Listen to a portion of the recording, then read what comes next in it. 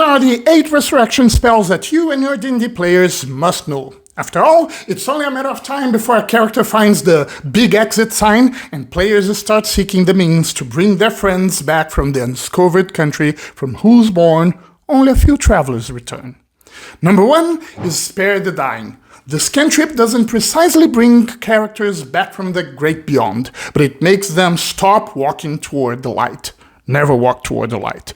This useful cantrip gives the stable condition for a creature with 0 hit points, sparing characters from wasting their turns mid-combat failing on a DC 10 Wisdom Medicine check. The spell got essential boosts in the 2024 PHB. Now, it's also available for druids, along with clerics and artificers. More importantly, its range is now 15 feet instead of touch. That's right, no more need to risk your neck in the fray to save your companions. That range increases by 15 feet when characters reach levels 5, 11, and 17. Next is Gentle Repose, a level 2 spell that doesn't strictly resurrect characters, but believe me, you will need it to make resurrection work at lower levels. That's because it protects the corpse from decay and from becoming undead for 10 days, effectively extending the short time limit of 10 days for Raise Dead to work. Got a colleague from work trying to cross over to the other side? Don't worry, bring its corpse from the dungeon to the nearest village and any clerics, wizards, and now paladins can buy you time to reach a larger town and find spellcasters who actually know what they're doing and cast a proper resurrection spell. Number 3 on our list is Revivify, the Fantasy World CPR. Since 2024, this third-level discipline has been included in the curriculum of Druid and Ranger universities, joining the ranks of Cleric, Paladin, and Artifice graduates who master the technique. Just don't forget to carry on you a few diamonds worth 300 gold pieces as soon as your party reaches level 5. You need them sooner or later, and better safe than sorry. Oh, and just like CPR, you gotta cast it no later than 10 turns after your friendo kicks the bucket. Moving on to 2 level 5 spells that are proper resurrection witchcraft. The first one is Raise Dead, available for clerics, paladins, and bards.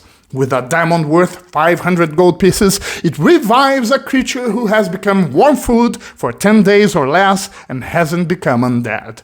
The spell doesn't restore missing body parts and fails in the absence of essential organs.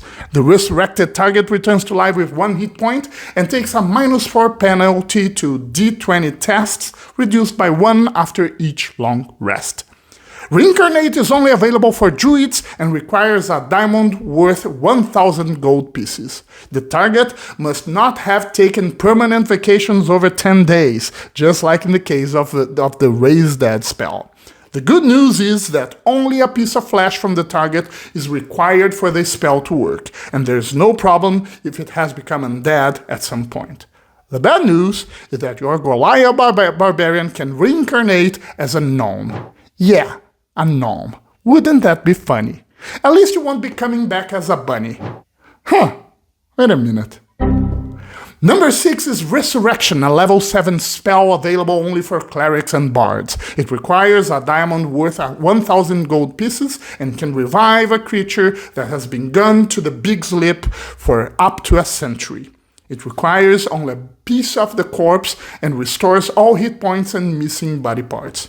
You've been undead for a while? No worries. Resurrection doesn't discriminate. The D20 test penalties still apply though, and if the target's been dead for longer than a year, the caster can't use spells and rolls the D20 with disadvantage until it takes a long rest.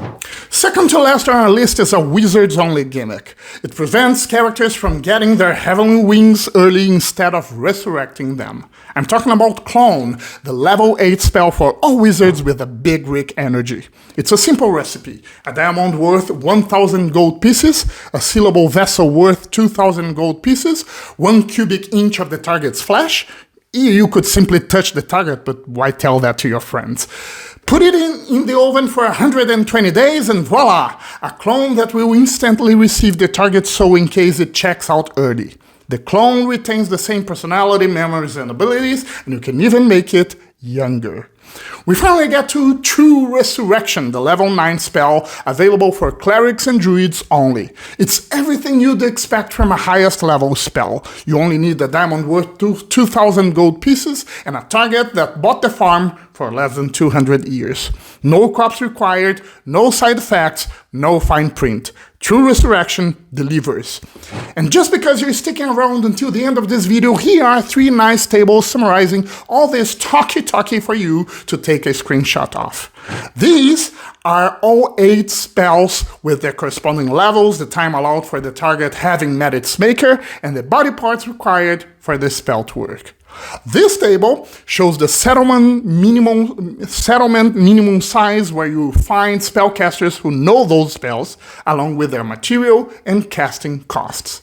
And this last table shows which classes can cast each spell, including those added in the 2024 Players Handbook. You're welcome. Now that you've acquired all this resurrection knowledge, I'm sure you feel free to charge toward your enemies recklessly, kick every dungeon door open, no questions asked, and confidently reply, "Yes, I am," every time your DM asks, "Are you sure you want to do that?" And you can thank me later.